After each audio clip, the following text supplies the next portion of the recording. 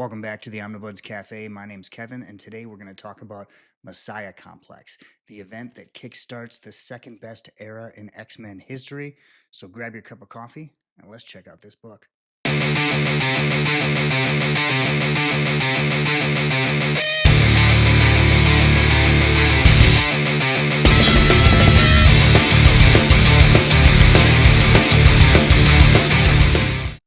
All right, here we have Messiah Complex. This is an oversized hardcover. There's trade paperbacks of it. There is a omnibus coming out pretty soon called the Messiah Trilogy, which I'm skipping because it really just captures events over like a 2-3 year period. And I'm hoping we get the creator books that kind of tell it all, but really good size OHC.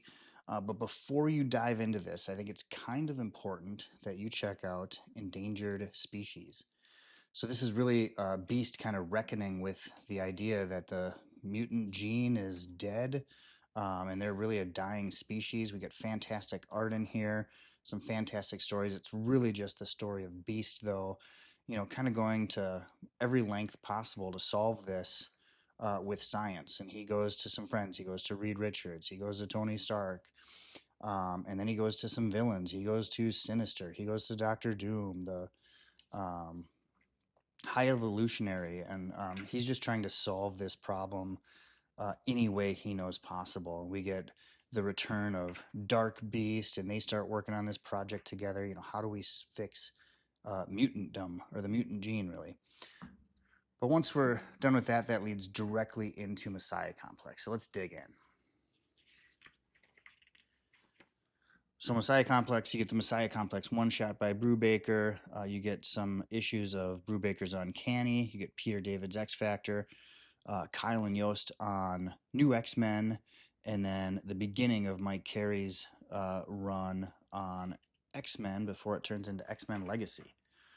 But what is this story about? This is really fallout from House of M, right? So Wanda Maximoff says no more mutants.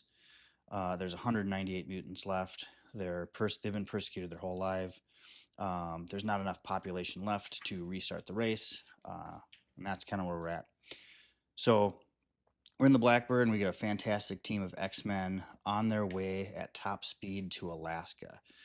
And so what we see is that Professor Xavier back home is using Cerebro, or I think it's Cerebra at this time, and there's been no new mutants for 2 years at least of publishing. And they find this spark or this notification on Cerebra that something's going on in Alaska, very powerful thing, and they think a mutant has just gained his mutant ability, his or her mutant abilities. So they blast out there, and it's not a great scene. A lot of death. It's this small town in Alaska, and just strewn with dead people. Wolverine can't find anyone alive. Emma notices that there is some lady still alive, and she's, help me, my child has been killed.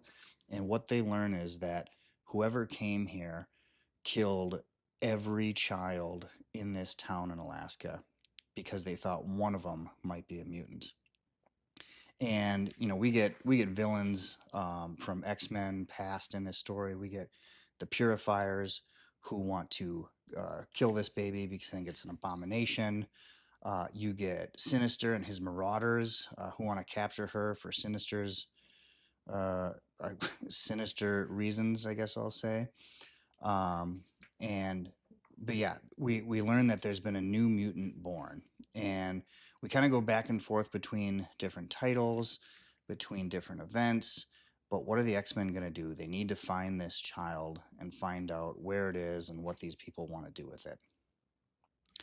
So one of my favorite parts about this story is Cyclops really taking over, taking the reins. So Professor Xavier is kind of on the outs after the events of, what was that story called? It was a Brubaker story called Deadly Genesis, where he kind of rewrites a little history or adds to it. But people aren't very happy with Professor Xavier. So Cyclops is taking full control over this team.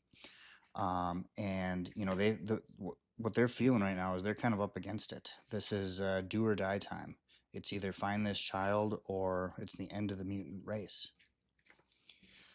So we get some old returning characters. We get Cable gets thrown into the mix. We get Bishop thrown into the mix, and they're pretty important to this story.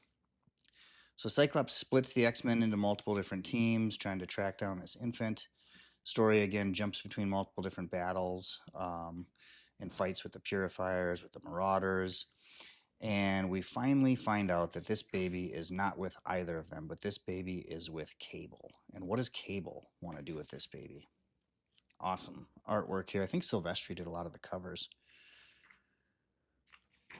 But as they kind of are hunting down Cable, trying to figure out why he's got this child and what he wants to do with this baby, we've also got Bishop, who we learn is also after this child because he believes that this is the child that will cause the events of his future. And we've all read about his future.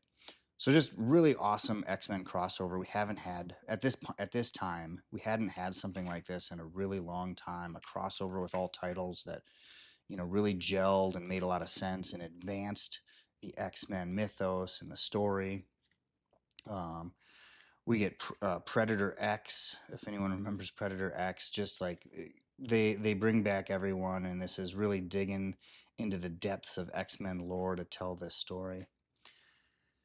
So as we get near the end, I don't want to give anything away here, but really cool ending. And again, this is an event that doesn't really have an end. Oh, and also just a really horrifying story for multiple man Jamie Madrox. He's sent into the future with Lila Miller. That's kind of another split of the team, and don't want to give anything away, but that story is just devastating. But this story doesn't end. It's not a happy ending, but what this story really serves as is a kickoff of the next era of X-Men, which is Matt Fraction writing the Uncanny X-Men and Mike Carey writing X-Men, which turns into X-Men Legacy, and just a fantastic era. But this story is so cool. You get so much character build in here. The changes that Cyclops will go through in the next 5 years kind of all start here. Really cool stuff. Really awesome variant covers. Yeah, Silvestri. The one shot that kicks this off is Mark Silvestri and Ed Brubaker, and if that's not a comic book dream made in heaven, I don't know what it is. Some Simone Bianchi. I love his artwork. He did a few variant covers. But yeah, that is Mutant Massacre. And when you finish that, again, you're going to go into the next era. But before we do that, this is kind of Brubaker's goodbye title. And it's Divided We Stand, and just some fallout from Messiah Complex. I almost called it Mutant Massacre. But really good, really fantastic stuff. Hopefully this is all collected in a seamless series of creator omnibuses here pretty soon. So why do I love Messiah Complex so much? Like I said at the beginning, this event kickstarts what I think is the second best era in X-Men history. I'm a huge Chris Claremont guy. I don't know if you can see it back there, but I got all of it. Love that 17-year run from Chris Claremont. But I think the X-Men are the best when writers stay on the book for long periods of time and develop storylines and develop characters. Now, House of M is one of my favorite events of all time because it actually had impact and it mattered to the mutants and to the larger 616. But after that, they didn't really know what to do with the X-Men. They had to go through House of M, then they had to go through Civil War, then there was Siege, and there's just a bunch of events and stuff. And Brubaker takes over the book and does the Shi'ar Empire, takes them to outer space. And that's great. And when they finally come back to Earth, they're finally kind of reckoning with this realization that there's only 190 or so of them left, and they're being hunted and they're being persecuted. And the stuff in endangered species was fantastic. Beast kind of at his wit's end, going to the most extreme lengths to try to fix this scientifically. But what Mutant Messiah Complex does is set up two really great runs, one by Carey and one by Fraction, who stayed on their stories for a long time. Not Chris Claremont long, but a long time. And just a fantastic era for X-Men. I love the X-Men, but there's so many books and there's been so many ups and downs. There's some bad eras of X-Men out there, more than a couple. But yeah, I think the mutant, the Messiah complex, the Messiah trilogy, as some people call it, really the story of hope. What happened to Cyclops and kind of the start of his slowly turning into this more of a militarized leader. There's just a lot of awesome stuff that happened in this era, and I absolutely love it. And I hope we get an omnibus here real soon with the Brubaker stuff into Mutant Massacre, not Mutant Massacre, Messiah Complex. I love Mutant Massacre. And then into the Fraction and Carry runs, and also the X Force stuff. But just fantastic era, fantastic art, fantastic writing on this. Let me know in the comments what you guys thought of Messiah Complex. Thanks, Omnibuds. We'll see you later. If you're looking for great deals on collected edition comics or manga, we recommend shopping at panelboundcomics.com. They offer free shipping on orders over $30, plus bundled discounts to help you save even more.